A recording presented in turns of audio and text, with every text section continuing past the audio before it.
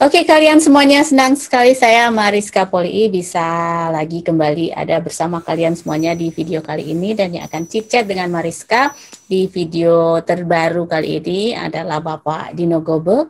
Bapak Dino Gobel adalah staf khusus Gubernur Sulawesi Utara, Bapak Oli Dondo Kambe, bidang pariwisata. Selamat siang di Manado, Pak Dino. Maaf Mbak ganggu. Orang mau bahasa Manado, bahasa Indonesia, bagaimana ini dia kan sebingung oleh kita. Campur-campur, Jo. Ibu Mariska. Jadi apa kabar ini? Iya, bagaimana kabar Amerika? Amerika ya. Sekarang apa ya bilangnya, suhu politik turun. So aman, smooth, semua berjalan lancar. COVID agak turun sedikit juga. COVID-19. Jadi ya berharap yang terbaik lah. Semoga di Indonesia, di Manado, di Sulut juga seperti itu. Turun. Ya. Ya, ini terpilih, selamat ya, kembali terpilih sebagai staf khusus Gubernur Sulawesi Utara. Ibu Mariska, berkat doa Ibu Mariska, suami dan juga teman-teman masyarakat Sulawesi Utara, amanah dari Pak Gubernur Oli Dondo Kambe sejak minggu lalu keluar SK resmi penetapan 30 staf khusus, ya syukurlah kami masih dipercayakan di periode ini. Semoga bisa berkontribusi. Beda staf khusus dengan staf ahli itu apa? Ada staf khusus, ada staf ahli. Nah, jadi kalau staf ahli itu lebih di ranah ASN. Itu mereka adalah pejabat-pejabat setara dengan eselon 2 yang karirnya memang PNS atau saat ini istilahnya aparatur negara. Nah, sementara staf khusus itu diambil dari pihak swasta.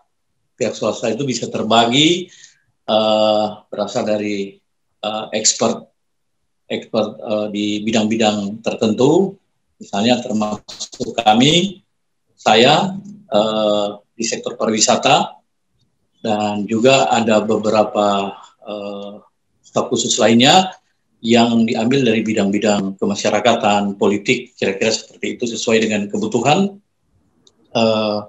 Gubernur Bapak Oli Dondo Kambe dalam menetapkan arah pembangunan pariwisata Sulut. Tentu yang lebih baik dan lebih maju. Kira-kira begitu, Ibu Mariska. Tapi staf ahli dan staf khusus itu komunikasi bagus. Nah, kalau staf ahli itu mereka melekat langsung dalam struktur pemerintahan, khususnya kami di Pemprov Sulawesi Utara. Mereka itu adalah yang saya katakan tadi adalah pegawai-pegawai negeri yang eselonnya itu eselon 2 dan dalam struktur mereka itu selalu berkoordinasi dengan Pak Sekprov, kemudian ke Bapak Gubernur memberikan masukan-masukan berdasarkan tupoksi atau bidang-bidang tugas. Misalnya di Pemprov Sulawesi Utara itu kan staf ahli ada 4 orang, ada 4 orang, ada yang ekonomi, ada yang bidang kemasyarakatan, dan bidang sosial komunikasi publik. Nah, itu langsung berkoordinasi secara jalur pemerintahan seperti itu ya. Nah, sementara kita staf khusus yang datang dari swasta, kita lebih banyak pola memberikan masukan langsung kepada Pak Gubernur. Ya, istilahnya mata dan telinga beliau ketika ada program dari beliau yang artinya menjadi akselerator lah, yang memfasilitasi program ini dan bisa langsung terlaksana, dijawantahkan dengan baik dalam bentuk eksekusi ke masyarakat. Kendalanya di mana? Ada di sini. Kita memfasilitasi dari sisi itu seperti yang terlihat pada periode pertama Pak Gubernur di tahun 2016 sampai 2020 tahun lalu, peran kami di pariwisata itu tidak mengganggu, tidak masuk secara teknis di tugas dinas pariwisata, tapi kita menjadi mitra, ikut melihat, oh ini ada bidang-bidang yang masih perlu dibenahi, seperti itu. Nah, ini pandemi. Banyak memberikan masukan. Ini pandemi, pasti beda lah ya yang pariwisata sebelum pandemi dan saat ini. Itu bagaimana mensiasati? Ya. Jadi betul sekali. Kalau melihat perjalanan pariwisata di Sulawesi Utara khususnya, ketika sebelum pandemi terjadi, Sulawesi Utara itu mencatat kemajuan yang luar biasa. Kemajuan yang kami maksudkan di sini adalah dari sisi kuantiti, tingkat kunjungan wisatawan asing mengalami kenaikan yang luar biasa, seiring dengan gebrakan dari Gubernur Bapak Oli Dondo Kambe, Wakil Gubernur Bapak Stephen Kando, kemudian ada Sekprofnya Pak Edwin Silangin, itu bisa membuka konektivitas ke sejumlah kota di Asia Pasifik kayak China, kemudian China itu ada beberapa kota, ada sekitar 9-10 kota. Itu banyak turis yang masuk, bahkan dalam persiapan ketika itu Incheon Korea juga akan siap masuk, selain Singapura yang tetap berlanjut. Nah, kemudian ketika pandemi terjadi, semua jalur penerbangan ditutup. Padahal selama hampir 4 tahun itu pariwisata maju, turis banyak datang, okupansi hotel-hotel itu mengalami peningkatan. Spending money turis memicu pergerakan ekonomi. Efek domino itu sangat terasa. Pendapatan luar biasa di masyarakat. Nah, ketika pandemi terjadi, turis itu sempat, khususnya turis asing itu memang kita zero. Dalam arti ketika bulan April, awal-awal pandemi terjadi di Indonesia, khususnya Sulawesi Utara, hotel-hotel tutup, tidak ada tingkat hunian, demikian juga restoran. Apalagi waktu itu memang kegiatan ekonomi sempat tidak berjalan dari sisi kepariwisataan. Nah, tapi menjawab pertanyaannya Ibu Mariska tadi, seperti apa perbedaannya? Nah, yang terjadi di Sulawesi Utara ini menjadi catatan positif, yaitu ketika pandemi terjadi, memang awalnya kita semua kaget dengan situasi ini. Tapi itulah, kepemimpinan adalah teladan. Gubernur Sulawesi Utara, Bapak Oli Dondo Kambe, selalu mampu memotivasi semua sektor masyarakat, khususnya kami di Sulawesi Utara. Ada bentuk seperti apa yang beliau motivasi ketika itu? Ya, ketika sebelum pandemi terjadi, karena keberhasilan ini, telah terjadi sebuah kekompakan, soliditas. Kekompakan yang kami maksudkan itu adalah antara sektor swasta, private sector, dengan pemerintah itu sudah terjalin rasa saling percaya. Hal mana periode-periode sebelumnya itu masih berjalan sendiri-sendiri. Nah, kekompakan yang terjadi sebelum pandemik ini dalam arti bahwa masyarakat swasta itu tahu bahwa pemerintah akan melakukan yang terbaik. Sehingga ketika ini menjadi modal bagi kita di awal masa pandemi, Pak Gubernur mengajak semua sektor untuk bersama-sama mencari jalan keluar yang terbaik ketika pandemi berlangsung. Nah, jalan keluar yang terbaik itu apa? Mulailah disosialisasikan protokol-protokol kesehatan di sektor-sektor bisnis pariwisata. Artinya begini, Pak Gubernur mengajak kita semua dan itu diterima bahwa orang perlu mewaspadai, bahkan memerangi pandemik ini. Nah, namun demikian, roda ekonomi itu harus berputar. Roda ekonomi harus berputar, bukan berarti orang buta-buta. Orang Nado bilang ya, Ibu Mariska. Jadi dalam arti begini, roda ekonomi harus berputar, rumah makan harus dibuka. Oh, itu bisa, tapi harus ada protokol kesehatan. Nah, itu yang disosialisasikan oleh pemerintah dan semua langsung menyambut baik. Nah, itu yang saya katakan tadi, kekompakan di sebelum pandemi itu terjadi, sehingga ini menjadi modal, sehingga ketika pandemi cepat sekali masyarakat menerima masyarakat di sektor swasta, khususnya pariwisata, menerima. Apalagi kerjasama dengan Kementerian Pariwisata, jadi kita menerapkan protokol yang namanya CHSE, yaitu Cleanliness, Healthy, Safety, dan Environment. Artinya ini menjadi protokol wajib, yaitu soal kebersihan, orang datang ke restorannya seperti apa, ada tempat cuci tangan, kayak begitu ya, pakai masker, jaga jarak, menciptakan health, suasana yang sehat di sebuah rumah makan. Kalau misalnya daya tampung rumah makan atau hotel sekian orang, nah ini dibatasi. Dan itu masyarakat bisa menerima. Teman-teman asosiasi sangat mendukung. Safety-nya seperti apa, mitigasi bencananya kayak apa di lokasi ini. Kalau ada orang panik, disiapkan jalur-jalur yang bisa mengamankan. Nah, seperti itu. Nah, inilah yang Ibu Marisa bilang bedanya seperti apa. Kita ada plusnya. Kalau sebelum pandemi itu kan membangun pariwisata itu penekanan di destinasi itu sabta pesona, yaitu soal aman, ya. Terakhir kenangan, bagaimana menciptakan kenangan, bagaimana turis mau datang kalau mereka tidak tidak ada sebuah rasa nyaman bahwa di situ destinasi itu aman untuk saya datang berkunjung. Nah, karena itu yang saya sampaikan juga, apa beda pandemik sekarang?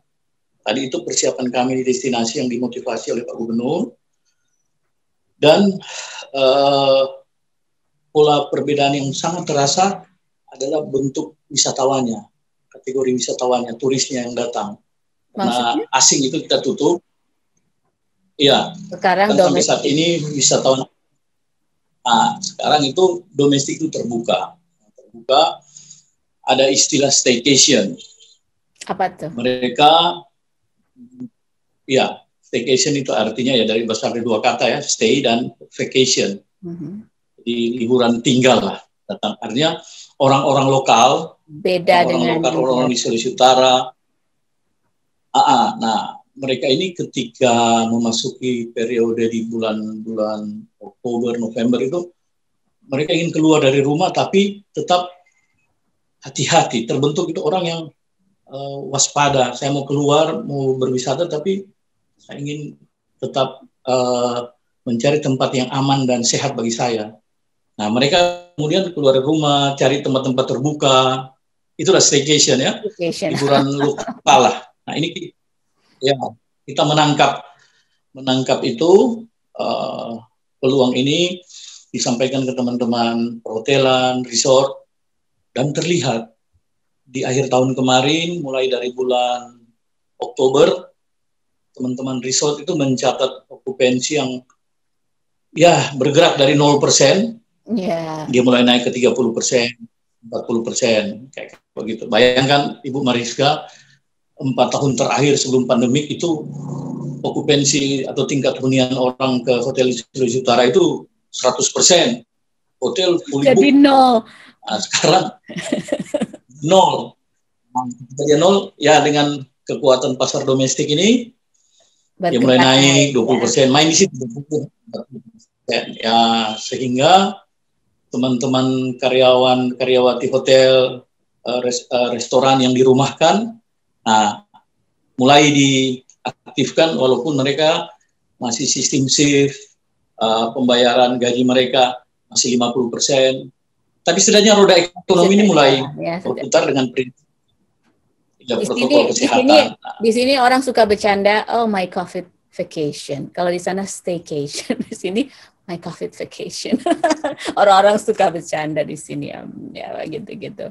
Ya. Nah, terus kedepannya ini yang ke 4 tahun ke depan itu bikin program apa untuk yang ini kan baru saja dipilih kembali, kan pasti punyalah ada progres, ada planning mau bikin apa kan? Itu apa itu kira-kira? Jadi betul sekali.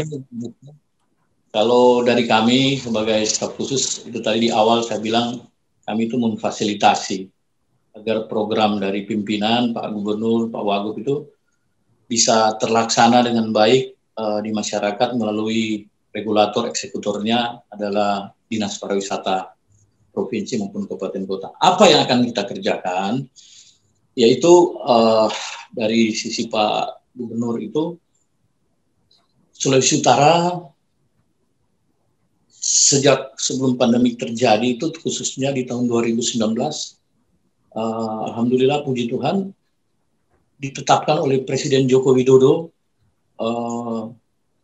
Sulawesi Utara masuk dalam kawasan super prioritas Indonesia. Nah, artinya super prioritas Indonesia, ada daerah-daerah yang dipilih oleh pemerintah pusat itu difokuskan menjadi daerah apa saja itu? Pariwisata. Nah, kalau di Indonesia ada 5 super prioritas, itu ada 5. Yang pertama Mandalika, kemudian Danau Toba, kemudian ada Borobudur, kemudian saya lupa yang satu, salah satu Sulawesi Utara kita fokusnya di Likupang. Di Likupang. Nah, banyak orang bertanya kenapa harus Likupang? Iya, kenapa harus Likupang? Nah, jadi Likupang ini berkat perjuangan Pak Gubernur Oli Dodo Kambe, Likupang ini menjadi kawasan ekonomi khusus atau special zone ya. Itu apa kelebihan Likupang tuh, Pak Dino? Nah, ini pertanyaan paling menarik. Jadi kita melihat dulu kenapa harus ada kawasan ekonomi khusus. Harus ada kawasan ekonomi khusus, khususnya pariwisata. Karena kita tahu bersama bahwa sudah ada kawasan ekonomi khusus industri yang ada di Bitung ya. Nah, cara berpikir gubernur kita ini adalah sustain, jangka panjang. Saat sebelum pandemik terjadi, beliau itu sudah bisa melihat, beliau ini orangnya visioner, bisa melihat bahwa potensi pariwisata Sulut ini luar biasa ke depan. Artinya begini, ini saya review ke belakang dulu ya, Bu Eka ya, kita lihat ke belakang.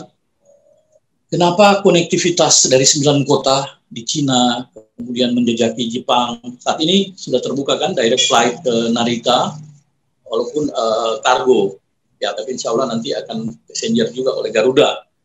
Nah,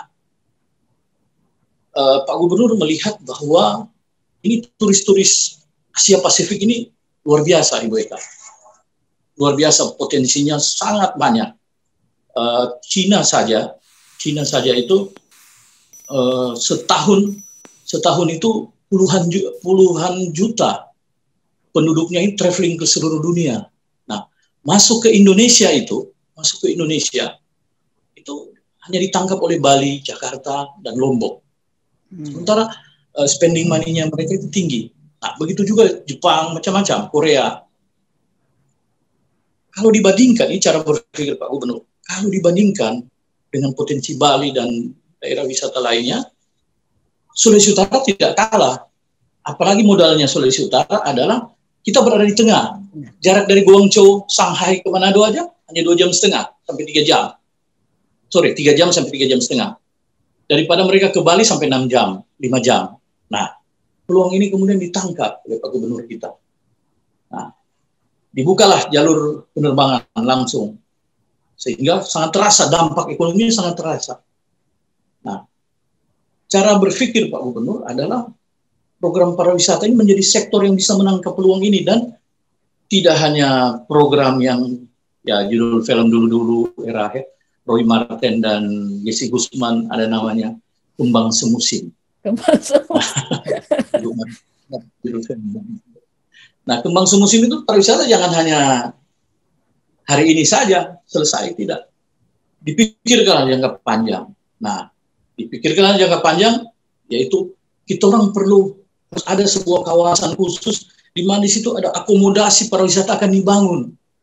Muncul pertanyaan, apakah Manado tidak cukup? Kan soal Manado, mending fokus Manado. Kayak begitu kan? Nah, pertimbangannya adalah Manado itu dalam perkembangannya ketika turis datang, tamu-tamu turis itu jangan hanya berpikir turis asing, tapi juga di era kepemimpinan Bapak Oli ini berkembang yang namanya pariwisata MICE, meeting, insentif, conference, expo. Rapat-rapat swasta pemerintah lari ke Sulawesi Utara.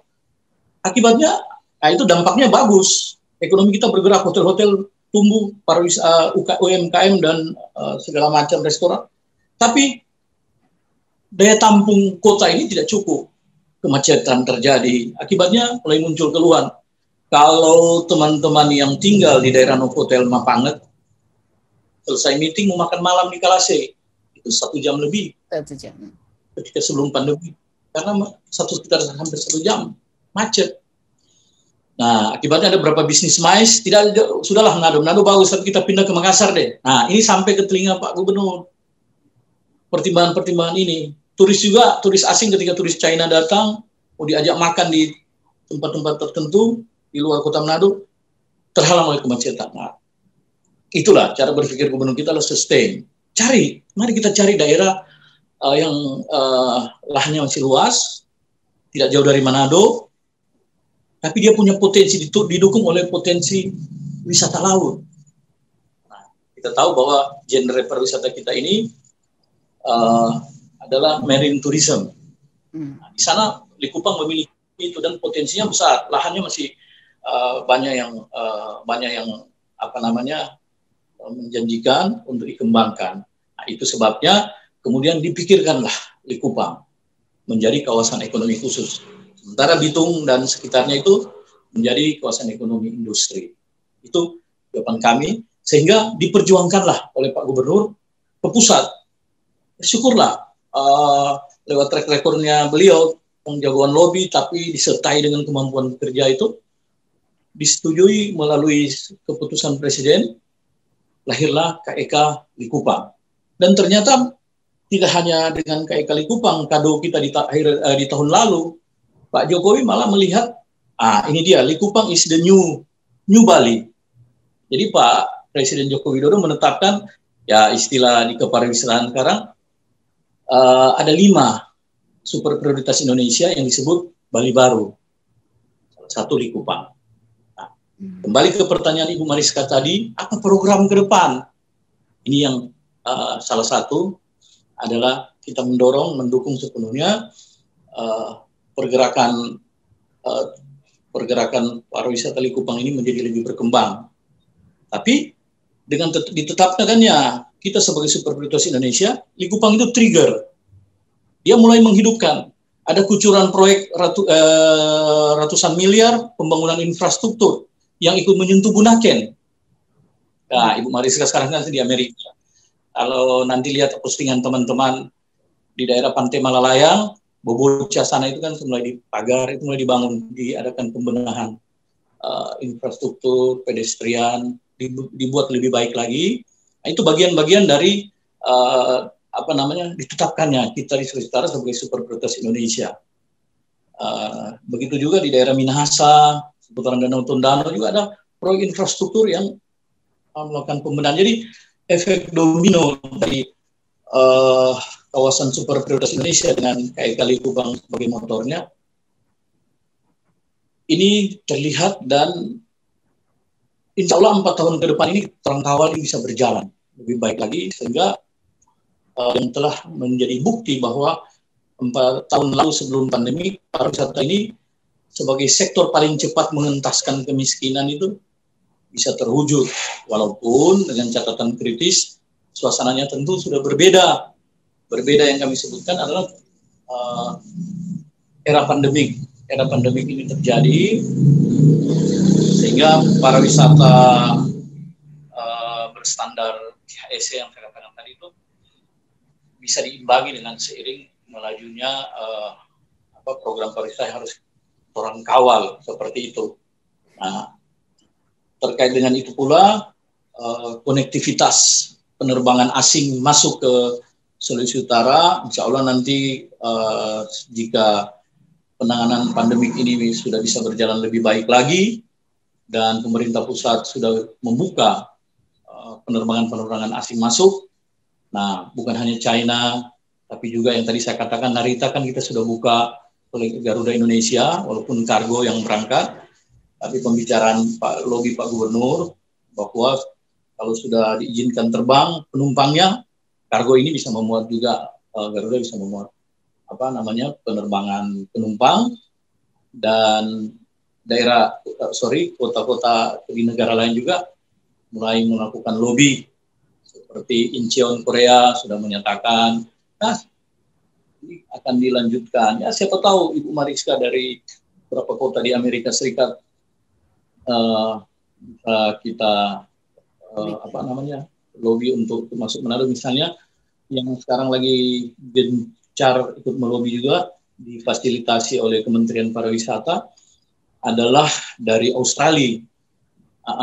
Mereka minta transit Australia, transit Bali, kemudian lanjut ke Manado, kayak begitu. Poin yang saya ingin sampaikan bahwa Sulawesi Utara tetap menarik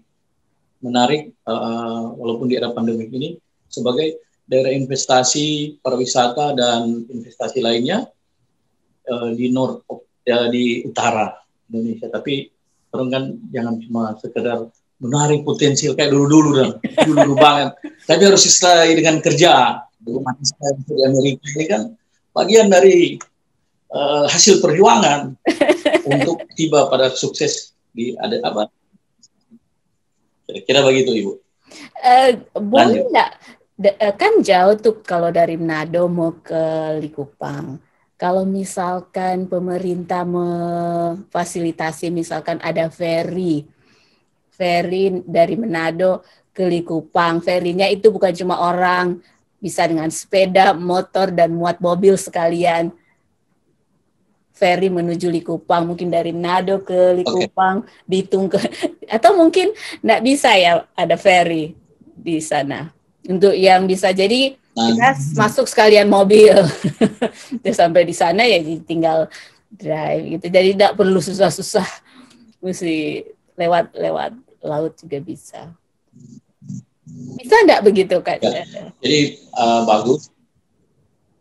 Ya, bagus sekali pertanyaan. Jadi dalam pengembangan kawasan sektor prioritas, khususnya untuk pengembangan Likupang, saat ini pemerintah itu sudah mulai melakukan pembangunan infrastruktur. Kalau Ibu Eka ketika dengan husband datang ke Manado, siar ke Likupang, itu sudah terlihat sekarang. Itu jalan yang menghubungkan antara desa Marinso, Pulisan itu sudah dibangun, dan sudah dibangun jalan-jalan baru, highway, semi highway, jalan-jalan yang ukurannya lebar.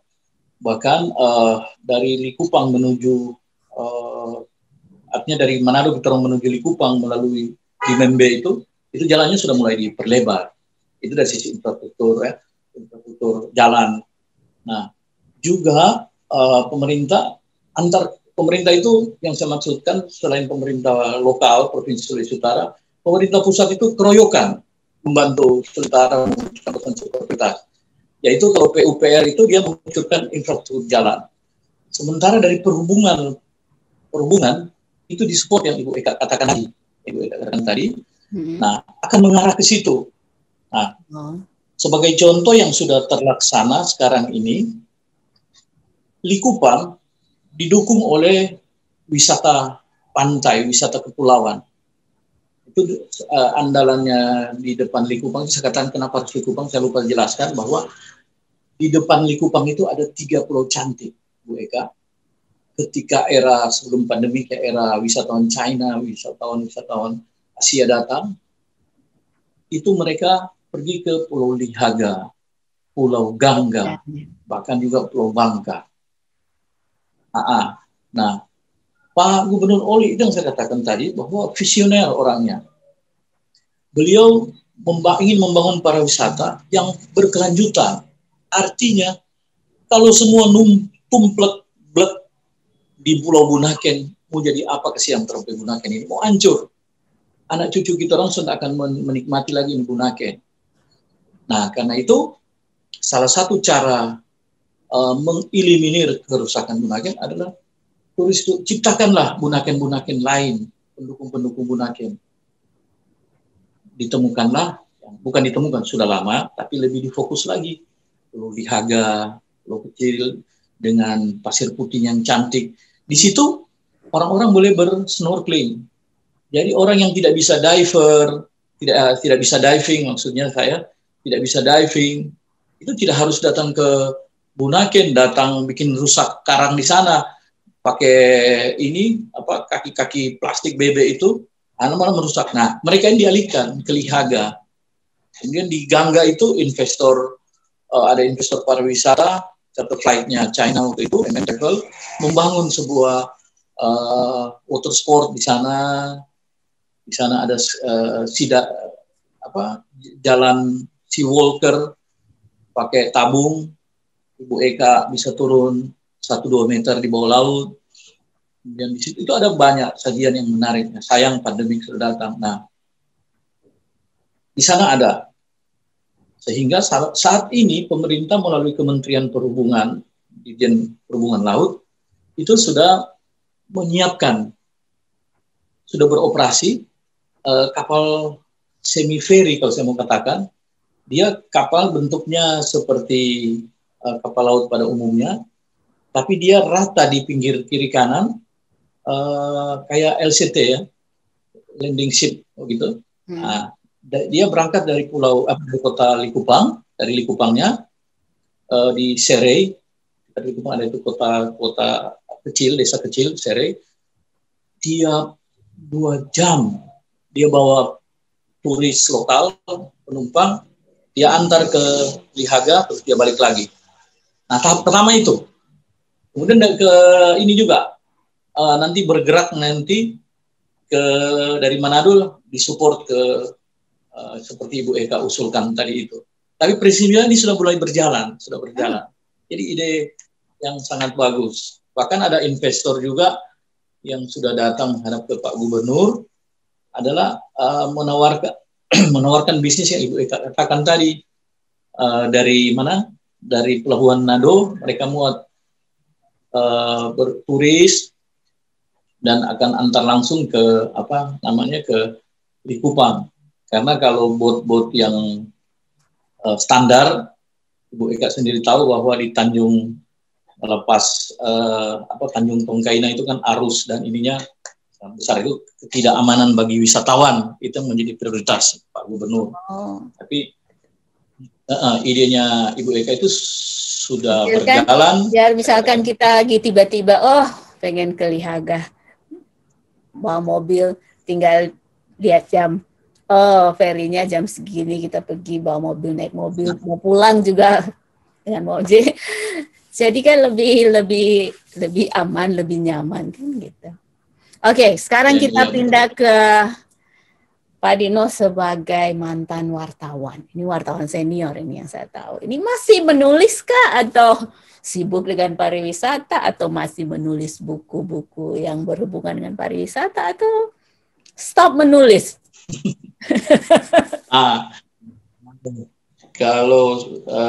Terima kasih. Kalau wartawan itu adalah profesi yang tidak pernah mati, saya pikir. Itu sebuah talent dari Yang Maha Kuasa, dari Allah SWT, dari Tuhan, dan itu kita hidupkan terus.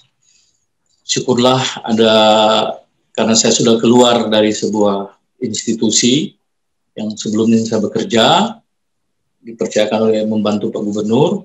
Nah, talent saya itu saya wujudkan melalui tulisan-tulisan yang ada. Saya menggunakan Facebook.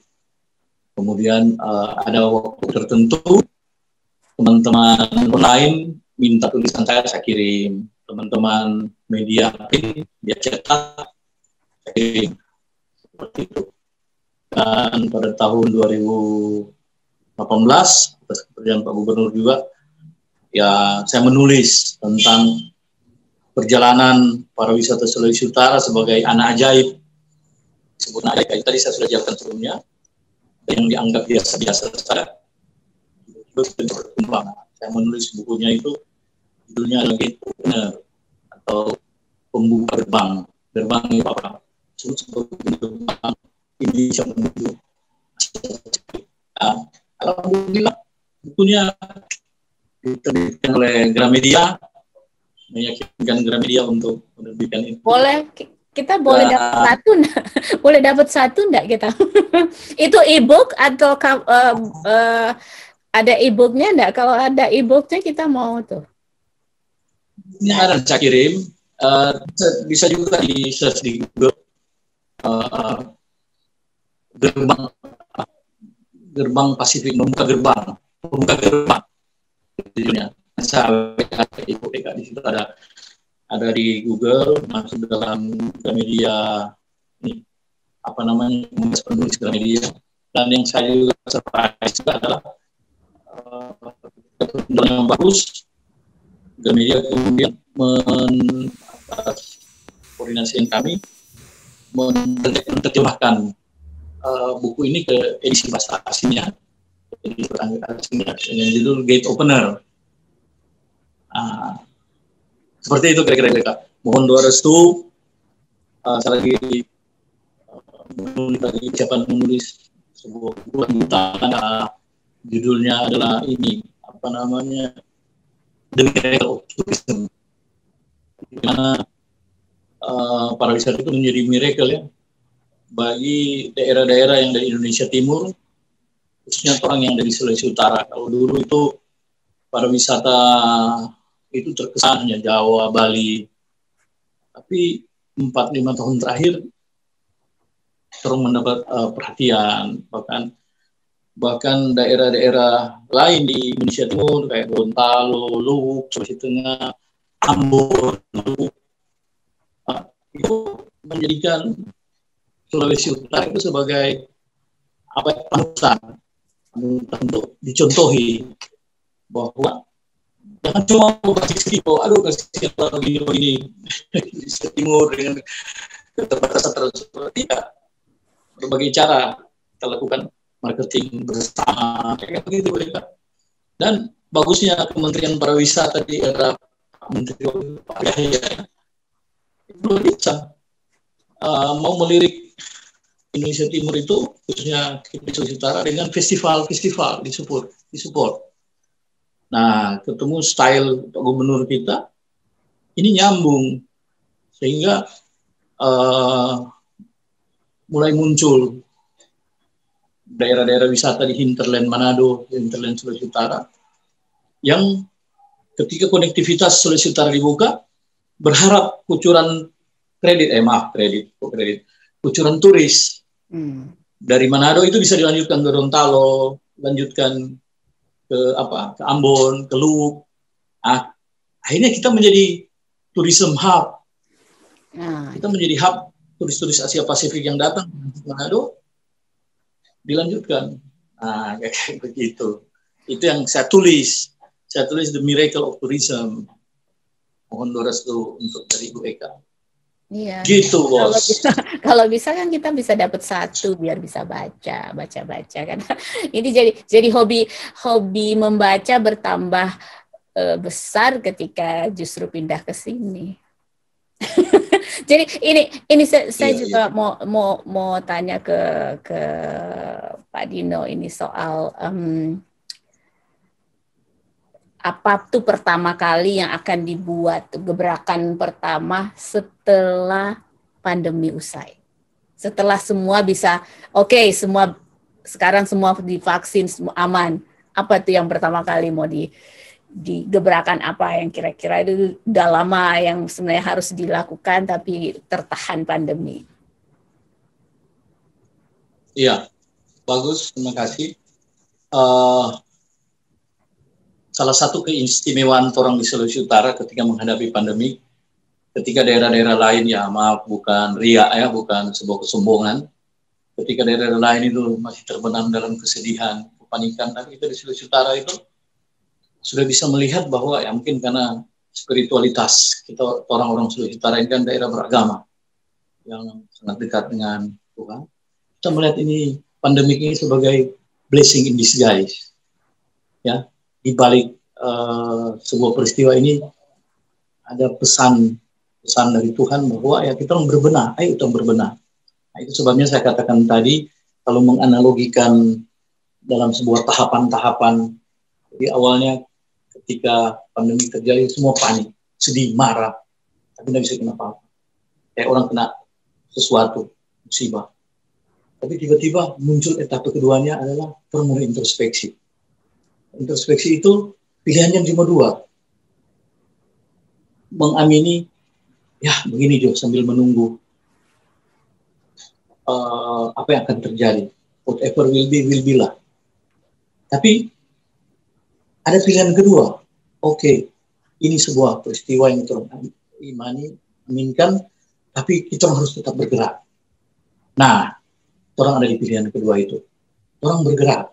Ibarat analogi bola, ketika dia jatuh ke lantai, tidak mungkin tidak menyentuh lantai. Ketika dia menyentuh lantai, dia akan talanta. Apa talanta? Dia balik lagi.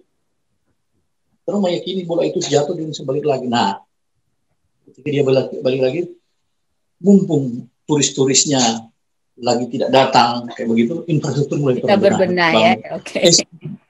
Ya, SDM-nya mulai dilatih, gitu. Seperti itu. Kekompakan itu terjadi, koordinasi Pak Kadis Pariwisata Provinsi, Pak Henry Cili dengan teman-teman kabupaten kota bisa berjalan, asosiasi asitanya itu luar biasa, Ibu Mary Karawan, Pak Jeffrey di Aspi, semua bergerak. Nah, sehingga apa akan menjadi gebrakan gitu di awal tahun? Nah, nantikan pesan-pesan. Oke, saya menantikan gebrakannya dari sini. Oke, sukses untuk Pak Dino ya. Salam buat keluarga, buat ibu dan anak-anak juga ya. Sehat selalu. Mohon doa restu. Jangan lupa bukunya. Oke, terima kasih atas waktunya ya. Salam buat semuanya. Bye. Salam sehat, salam pesona Indonesia. Mohon bantuan Ibu Eka dan teman-teman Kawanua di Amerika untuk mendukung wisata Sulawesi Utara. Oke. Sulut maju.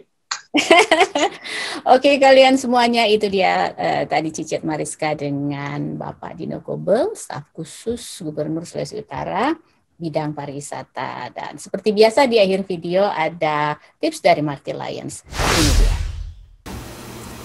Hello, welcome back for another tip from Marty. The last time we talked about first pass yield, and that was we'll just say a 4-step process of 98% good outcome at the first step, 95% on the second, 99% on the third, and 94% on the fourth, which gives us a yield, when you multiply all those together, comes out to 86.6%. It may sound like a pretty good number, but you say, well, 86 out of 100 pieces come through okay. You think, that's a lot of waste, almost 14%, so it works out to 13.4% is your waste. Say, well, what do we do to fix that? So if we just took the last step, step 4, and we were 94%, and we worked on that and figured out through a little trial and error and some analysis, we figured out how to get 1% better outcome here. What that means is that instead of 86.6% as a result, now we're at 87.6%. And we think, well, that's only 1%, what's the big deal? Here's the really big deal. So notionally, let's say your waste is 13.4%. So this is the total of your waste. And you drop it down to 12.4%. So instead of going over a little bit, it's actually about almost 1/10. It's 9.3% of your waste is removed. Like, whoa, that's pretty big improvement. And oh, by the way, for that 9.3% waste reduction, if that means that waste reduction, you have to spend that money on labor or parts or shipping or all the costs associated with making that product, that money goes right into your pocket. If you're running a business, you'll see it on your bottom line. If you're working for your company, as a lot of us will, they'll notice it on their bottom line and wonder what's going on. So this is all about working smart and not hard. A lot of times people just try and put more effort into what they're doing and say, work hard. It's like working hard doesn't get you very far, it gets you tired. But working smart is what will help get you ahead. So it will help both you and your company, or if you own the company, it will help both of you have a better outcome. And that's our tip for the day. Work smart, not hard. Focus on having the best process possible and making small incremental changes that get you closer and closer to that elusive goal of 100% perfection. Enjoy your day. This is another tip from Marty, and you have a wonderful time. We'll see you next time. Don't forget to subscribe. See you later. Bye-bye.